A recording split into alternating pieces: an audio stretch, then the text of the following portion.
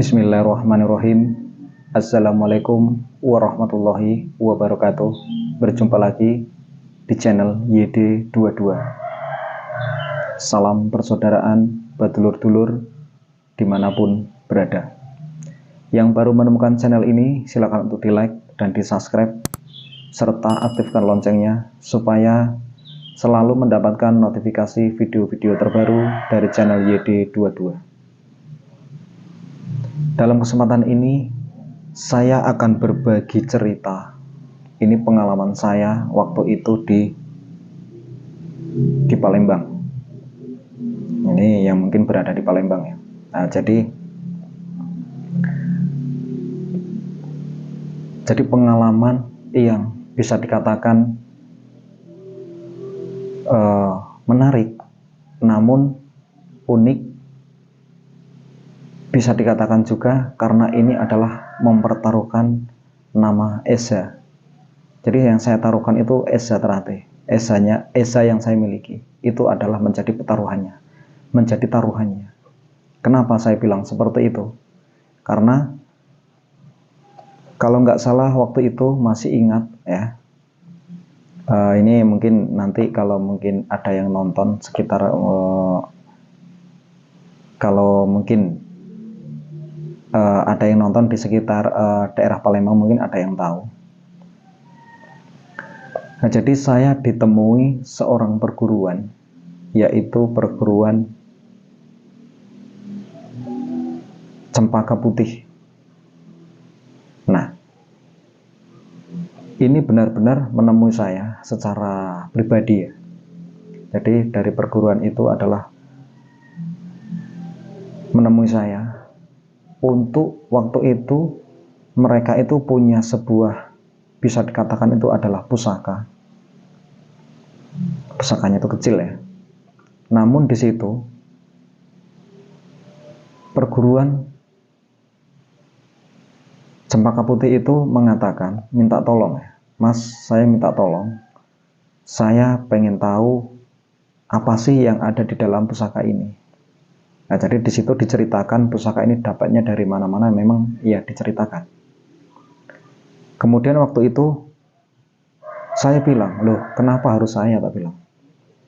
Kan kamu bisa sendiri, nyari sendiri, tak bilang gitu. Atau mungkin cari orang lain. Nah, di situ entah kenapa orang itu memang sengaja. Pokoknya saya percaya sama sampean. Jadi saya pengen minta tolong apa sih sebenarnya yang ada di dalam pusaka ini.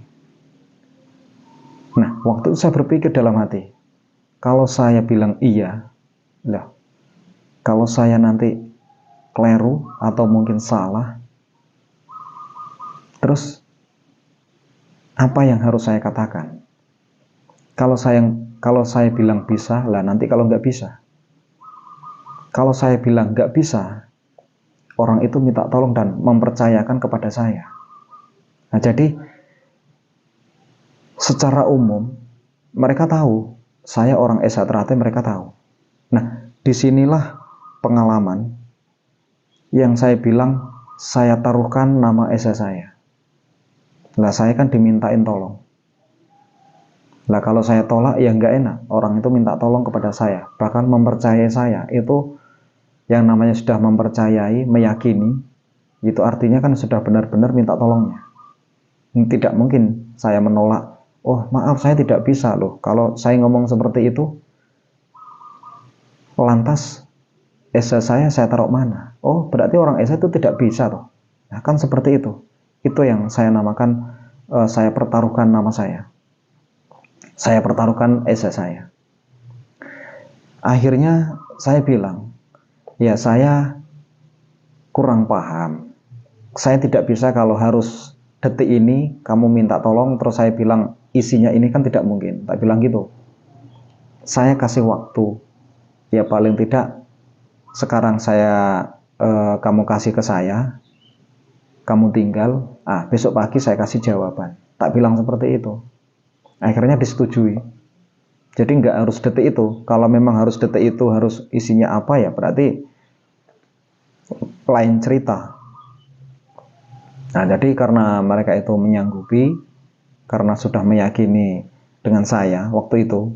Jadi di sini saya bukan menyombongkan diri, bukan ya. Ini adalah sekedar untuk pengalaman. Namun di sini unik dalam mencari apa sih isinya di dalam pusaka itu, wah sangat luar biasa. Karena saya mempertaruhkan nama itu mungkin. Nah, jadi ceritanya, pusaka itu sekitar mulai jam 12 malam saya baru memulai untuk mencari siapa sih sebenarnya penunggunya atau yang ada kodamnya di dalam itu siapa. Saya mencoba dengan ilmu batin, dengan ilmu pernapasan, dengan ilmu apapun yang saya gunakan di situ, itu tidak tembus. Lah saya penasaran, loh kok sampai tidak tembus, saya penasaran. Dengan cara meditasi tidak tembus, dengan cara secara batin juga tidak tembus.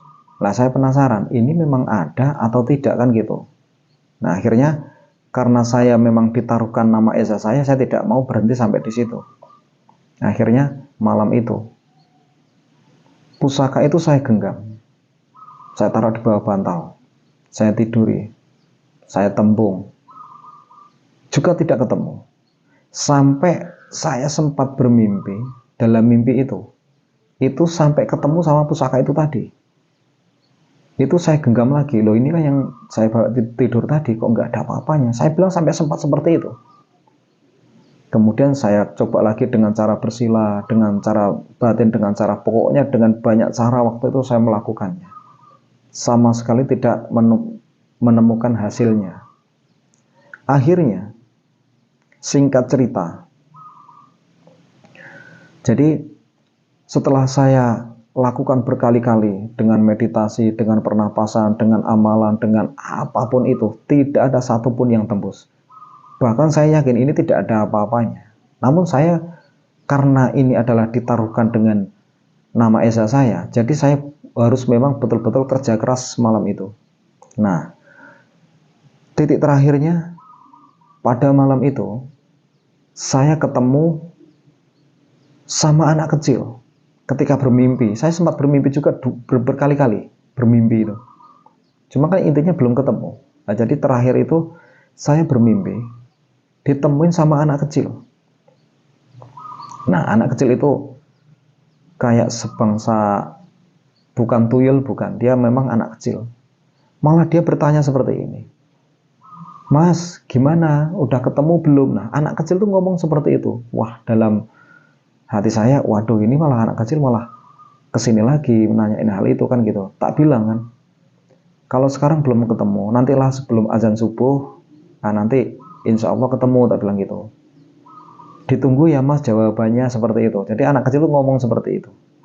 Itu anak kecil entah siapa saya tidak tahu. Nah, setelah kejadian itu, saya lebih lebih semangat dalam hati saya. Karena apa yang saya cari itu belum ketemu. Bahkan dalam mimpi berkali-kali sampai bermimpi itu belum ketemu. Nah, akhirnya dengan cara semedi saya lakukan, dengan cara terawangan saya lakukan, dengan cara amalan, tidak ada satupun yang ketemu. Ujung-ujungnya apa? Yang terakhir ya, akhirnya saya gunakan dengan sefokus mungkin. Akhirnya sampai saya lupa, saya itu melakukan apa itu sampai saya lupa. Nah, akhirnya saya bermimpi. Di dalam mimpi itu saya dimarah. Nah, ini lucu, unik juga ini. Saya kena marah. Yang memarahi saya itu bukan orang lain, tapi seorang pendekar Esa Trate. Di sini saya tidak menjelaskan siapa itu orangnya, karena yang tahu hanya saya. Jadi saya dimarah-marah di situ. Kamu ini gimana? Kan sudah kamu terawang, sudah kamu bawa tidur, sudah kamu buat pernapasan, semuanya dijelaskan itu. Kamu tidak pernah menemukan satu pun. Ya memang karena dikasih jawaban di situ, memang tidak ada. Nah, namun jawaban itu saya belum puas. Jawaban tidak ada itu saya belum puas. Nah, akhirnya warga itu bilang, nah gini saya kasih jawaban gitu kan. Memang ini tidak ada, makanya dari tadi kamu sudah tidur, sudah berkali-kali, kamu sudah bermimpi, bahkan sampai kamu sudah menerawang, sudah amalan apa yang kamu amalkan semua itu tidak menembus, karena memang tidak ada.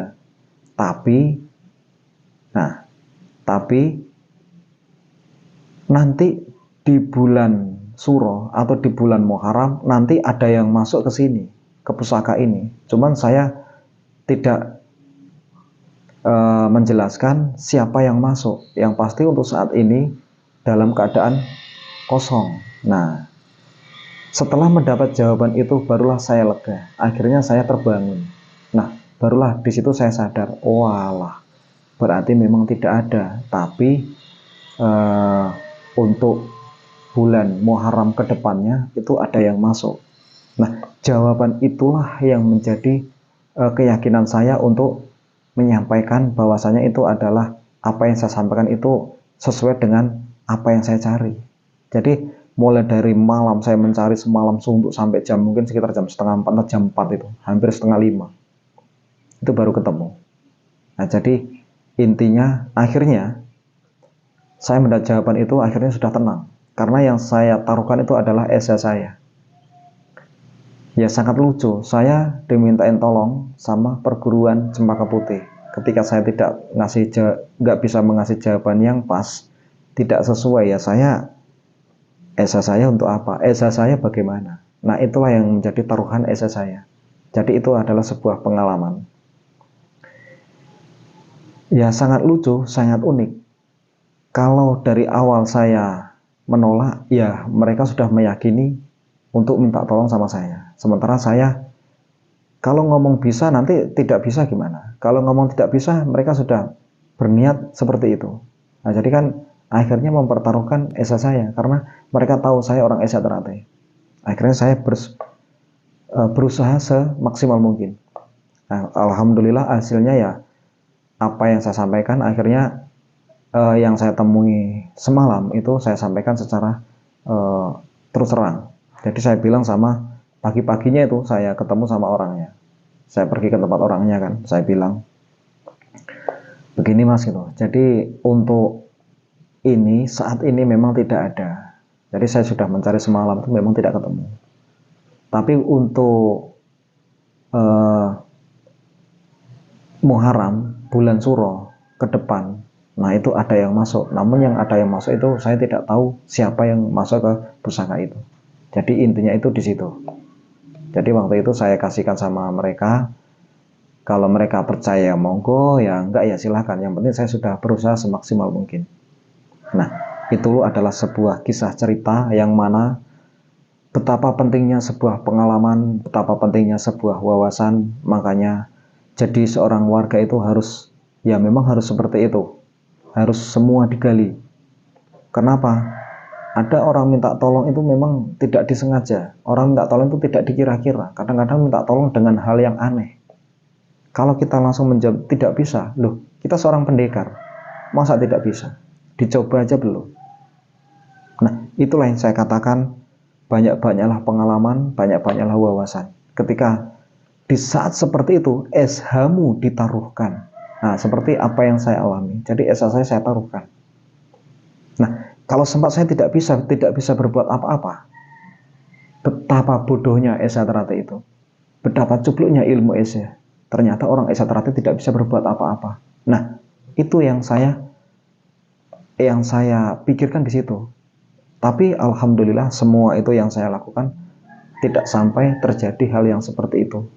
Jadi intinya di sini hanya saya hanya menambah sebuah pengalaman dan wawasan. Mudah-mudahan ini bisa menjadi semangat para dulur-dulur di luar sana yang mungkin sering menggali ilmu esa Ternate. Karena ilmu esa Ternate sering saya sampaikan. Ilmu esa itu sangat luas sekali.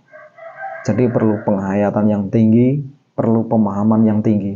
Tidak sembarangan, tidak asal-asalan.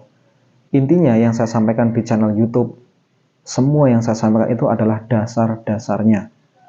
Untuk lebih jelasnya, tentunya tidak di dalam video, tapi coba sharing-sharing dengan saya. untuk lebih jelasnya. Jadi kalau ada dulur-dulur yang mungkin di luar sana yang pengen sharing-sharing, monggo silahkan. Saya tidak menutup diri. Saya akan mencoba untuk memberikan sebuah pengalaman dan wawasan. Kalau memang itu ada dulur-dulur yang ingin sharing dengan saya persilahkan. Silahkan hubungi saya dengan kontak pribadi atau kontak WA.